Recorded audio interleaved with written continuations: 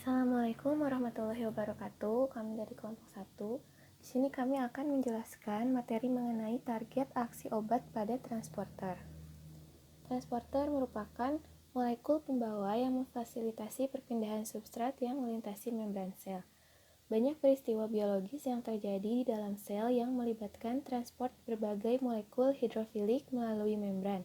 Untuk itu, pergerakan berbagai ion nutrien maupun senyawa metabolik difasilitasi oleh adanya protein transporter atau molekul pembawa spesifik. Transporter bertugas memfasilitasi pergerakan ion dan molekul dengan cara berikatan secara fisik dengan ion atau molekul dan memindahkannya melintasi membran. Kemudian mengubah bentuk atau konformasi untuk mengikat molekul yang akan dibawa. Berdasarkan energi yang digunakan untuk menjalankan fungsinya, transporter diklasifikasikan ke dalam dua kelompok. Yang pertama ini ada transporter pasif. Transporter ini bekerja menggunakan energi dari gradien konsentrasi atau gradien elektrokimia. Berdasarkan arah senyawa yang dibawa, transporter pasif dikelompokkan lagi menjadi 3 kelompok. Yang pertama ada uniport, yaitu molekul pembawa yang hanya membawa satu macam senyawa ke satu arah searah dengan gradien konsentrasi. Yang kedua ada simport, mengantar dua macam senyawa ke arah yang sama melawan gradien konsentrasi. Yang ketiga ada antiport, menyeberangkan dua senyawa yang berbeda dengan arah berlawanan. Selanjutnya ada transporter aktif. Transporter aktif dapat dibagi lagi menjadi dua golongan berdasarkan sumber energinya. Yang pertama ada primary active transporter. Nah, transporter ini menggunakan energi dalam bentuk ATP untuk membawa molekul menyeberangi membran melawan gradien konsentrasinya. Selanjutnya ada secondary active transporter. Transporter ini tidak menggunakan energi ATP secara langsung, tetapi melalui perbedaan potensial elektrokimia yang dihasilkan dari pengumpaan ion keluar dari sel. Nah, di sini ada beberapa contoh transporter aktif, yaitu yang pertama primary active transporter, contohnya Na plus K plus ATPase yang ada pada membran sel, H plus K plus ATPase yang ada di sel parietal lambung, sel ATPase yang terdapat pada permukaan retikulum, endoplasma, dan membran sel. Kemudian ada secondary active transporter, contohnya simport glukosa Na plus, adenin nukleotid translokase. Nah, di sini ada mekanisme kerja nama dari serotonin. Serotonin merupakan salah satu neurotransmitter yang terlibat dalam depresi. Serotonin disintesis dari prekursornya yaitu triptofan. Triptofan akan dihidroksilasi oleh enzim triptofan hidroksilase membentuk suatu molekul yang dinamakan 5-hidroksitriptofan. 5-hidroksitriptofan ini akan dikarboksilasi oleh enzim asam amino aromatik dikarboksilase sehingga terbentuklah suatu molekul yang bisa kita sebut 5-hidroksitriptamin atau serotonin. Serotonin yang sudah terbentuk tidak langsung dikeluarkan ke celah sinap. Pertama-tama dia akan masuk ke vesikelnya melalui vesikel monoamin transporter 2 yang memfasilitasi serotonin ini masuk ke dalam vesikel. Ketika ada rangsangan dari luar, serotonin akan dilepaskan menuju celah sinap. Setelah serotonin lepas ke celah sinap, akan ada dua kemungkinan yang terjadi. Yang pertama, serotonin bisa saja berikatan dengan reseptornya.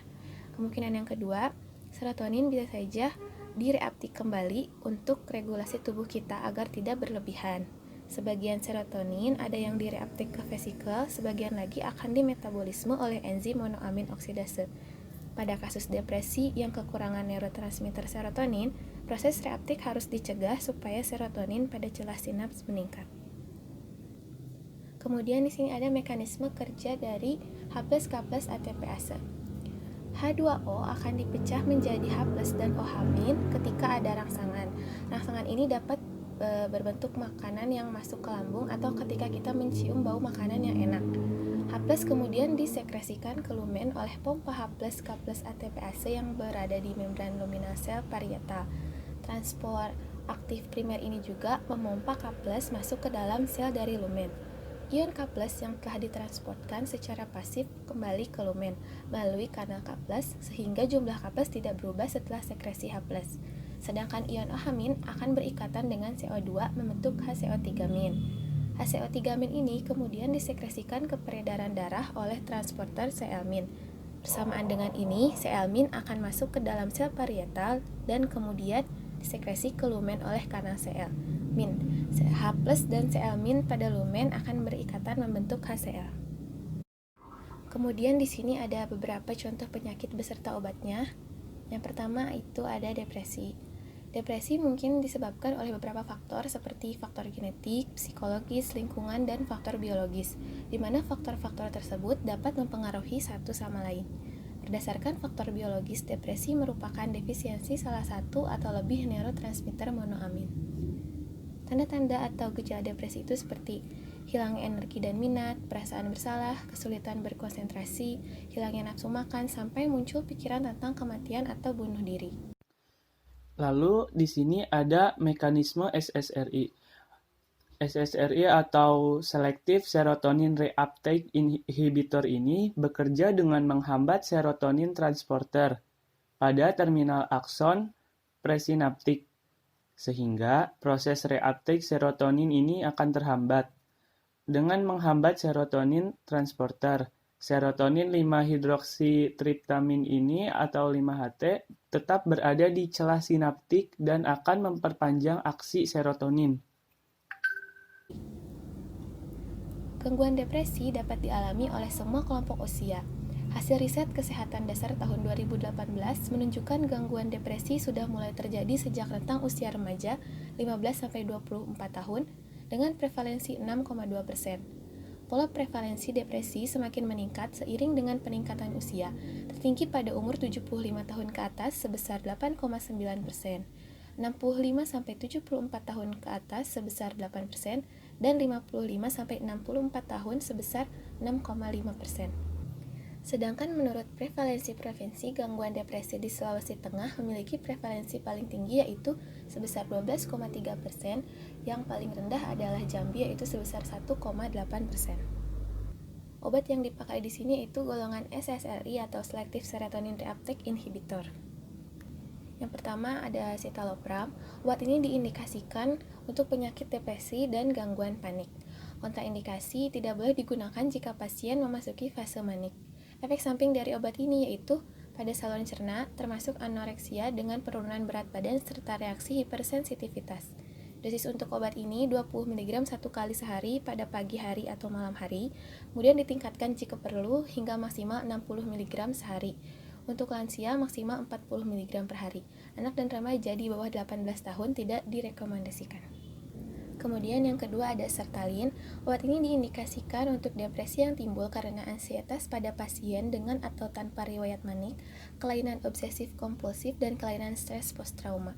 Kontraindikasi, hipersensitivitas komponen obat, penggunaan bersama dengan inhibitor monoamin oksidase, dan penggunaan bersama dengan pemosid.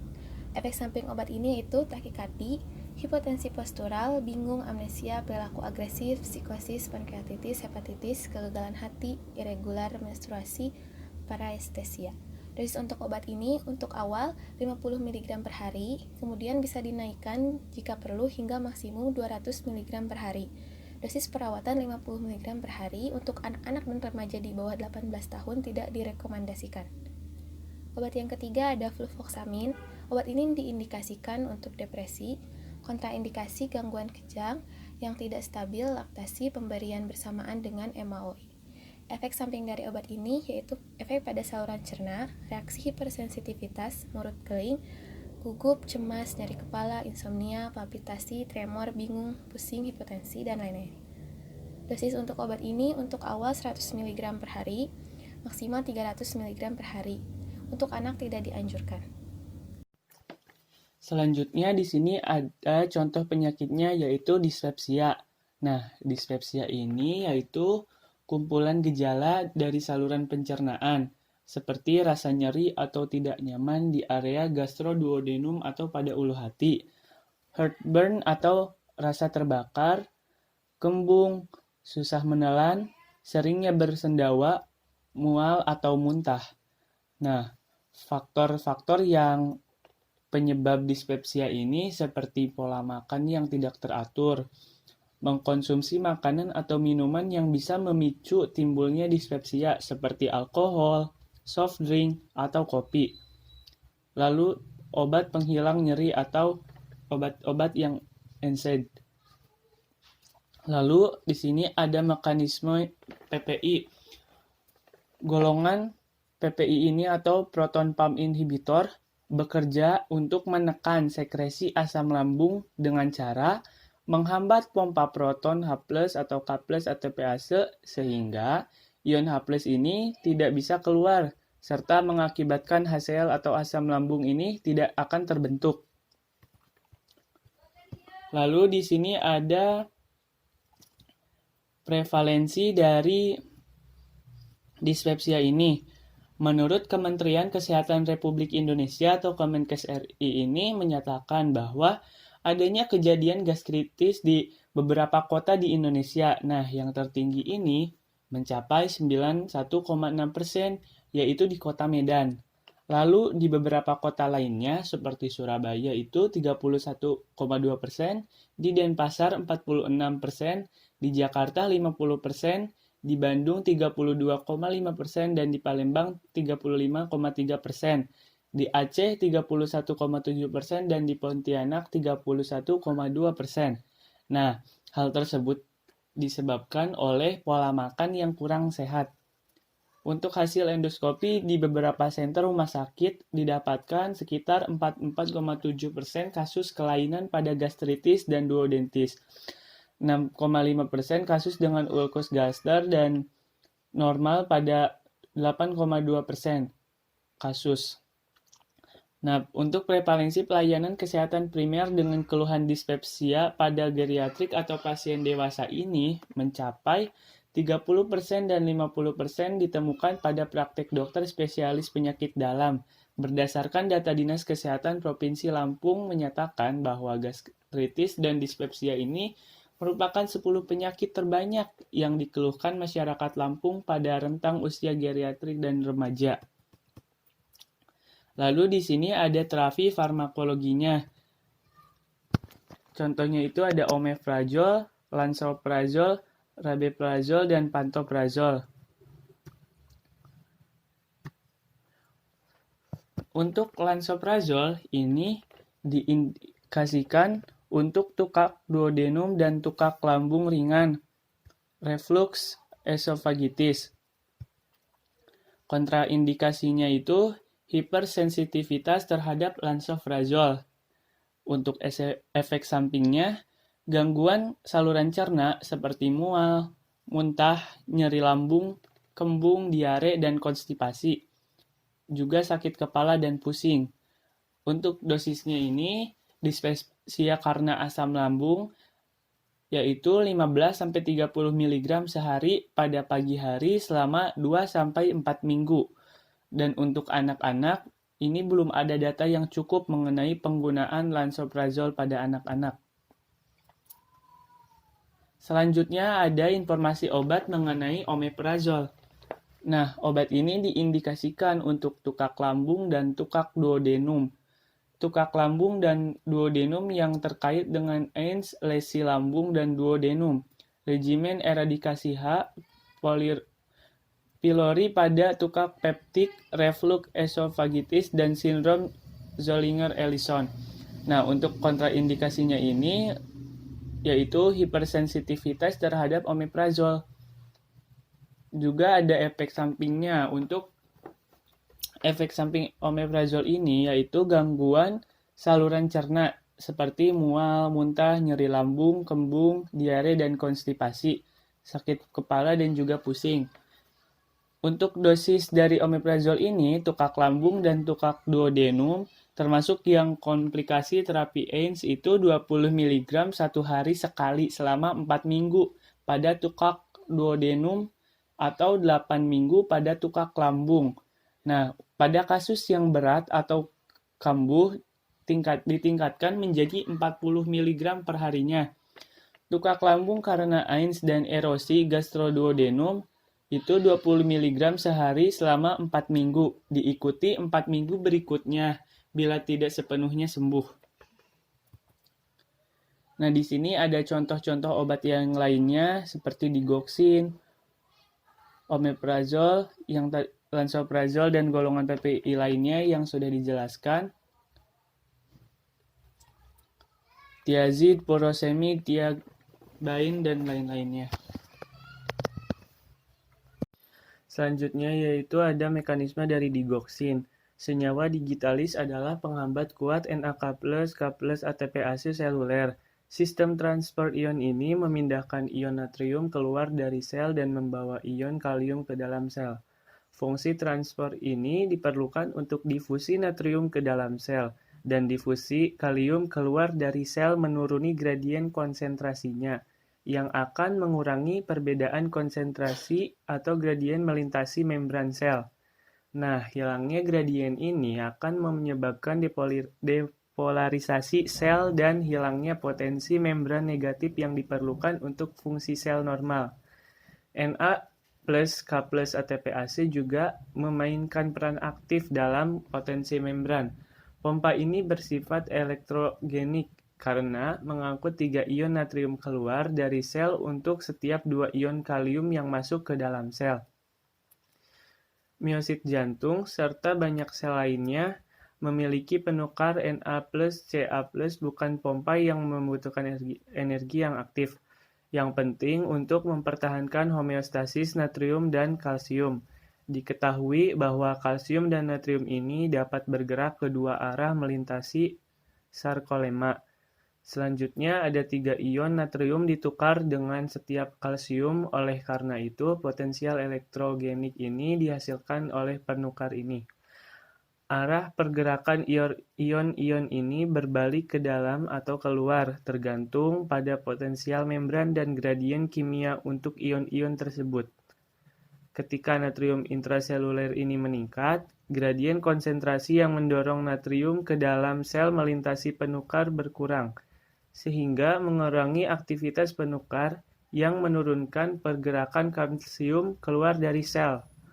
Oleh karena itu, mekanisme yang mengarah pada akumulasi natrium intraseluler ini menyebabkan akumulasi kalsium intraseluler karena penurunan aktivitas pompa pertukaran. Dengan menghambat Na plus K plus ATPase ini, glikosida jantung menyebabkan peningkatan konsentrasi natrium intraseluler. Hal ini kemudian mengarah pada akumulasi kalsium intraseluler melalui sistem penukaran Na plus dan natrium dan kalsium. Di jantung, peningkatan kalsium intraseluler menyebabkan lebih banyak kalsium yang dilepaskan oleh retikulum sarkoplasma, sehingga membuat lebih banyak kalsium tersedia untuk mengikat troponin C, yang meningkatkan kontraktilitas atau inotropi. Penghambatan Na plus K plus ATPase pada otot polos pembuluh darah menyebabkan depolarisasi yang menyebabkan kontraksi otot polos ini dan vasokonstriksi. Sekian yang dapat kelompok kami sampaikan, kurang lebihnya mohon maaf. Wassalamualaikum warahmatullahi wabarakatuh.